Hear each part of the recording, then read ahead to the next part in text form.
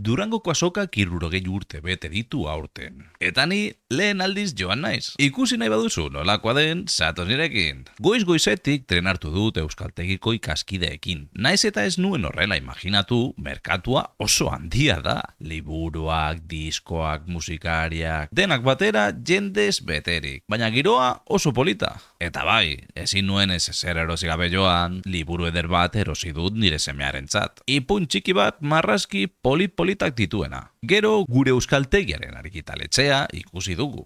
Baitu, hau da gure etxetxoa euskaraz. Baina egia esateko jende pilo bat zegoen. Batzuetan ezin zen mugi, ezin entzun, ezin ezer. Orduan erabaki dugu hobe pizka bat aire hartzera joatea. Eta hor dago azokaren magia. Liburuak, musika, euskara eta pizka bat kaosa ere bai. 60 urte dira eta oraindik bizirik dago. Beste jenderen artean bezala, beti mugitzen, beti berritzen. Durangoko azoka polita da, baina benetan polita egiten duena ez da jaia. Hizkuntza bizirik egotea. Besarkada handi bat, agur!